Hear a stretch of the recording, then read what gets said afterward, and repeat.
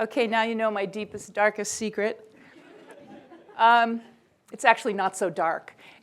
So my role tonight is to kick off this discussion and to give you a little heads up about what some of the themes are that you're going to be hearing about tonight in the talks. And the themes are, the ones I want to highlight, are human security, legitimacy, and inclusion. So first, human security.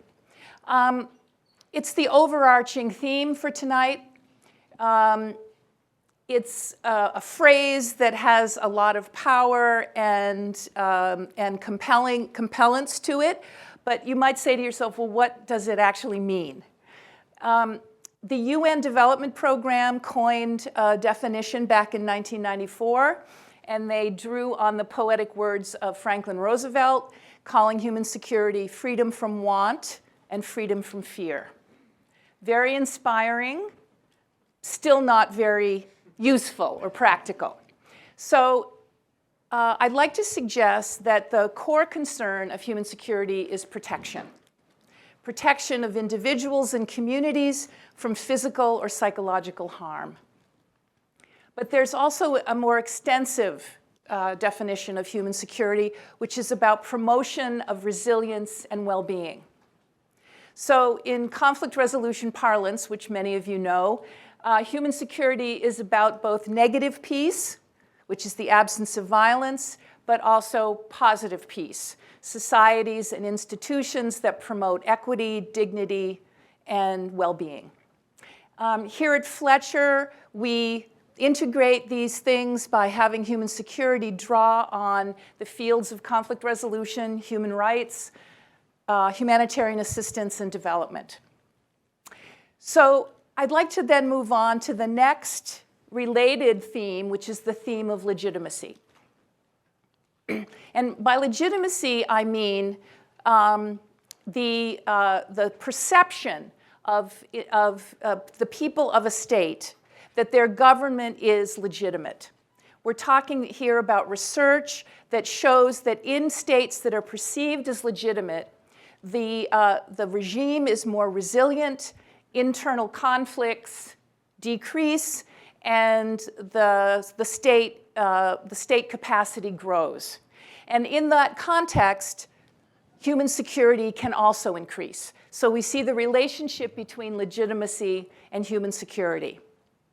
So that means state legitimacy is a goal, is an outcome that we'd like to foster. And international actors who have resources to commit to this are interested to understand how they can best use those resources to promote state legitimacy. So we have to ask the question, what is it that improves the perceptions of legitimacy of a state?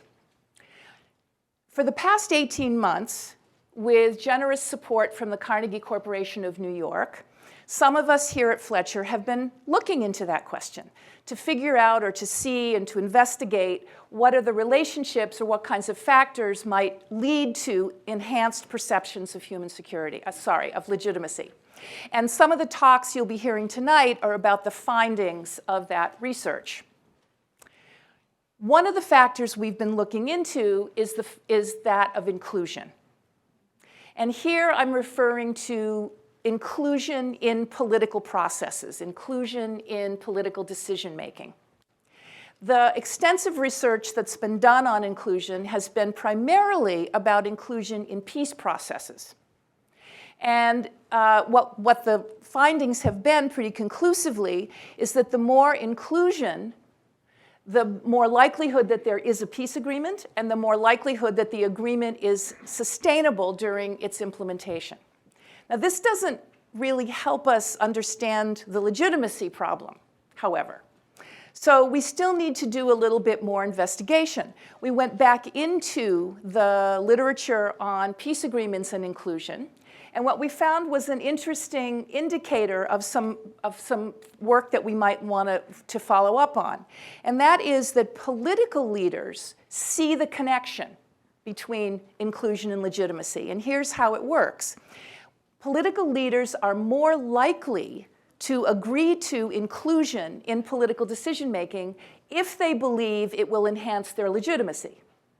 So it's a strategic decision on the part of leaders to try and shore up the opinion of their people. Now, we haven't been able to quite test this relationship empirically, and so I will leave you with a concluding remark that is the usual academic caveat: more research is needed. So thank you all, and enjoy this wonderful exchange.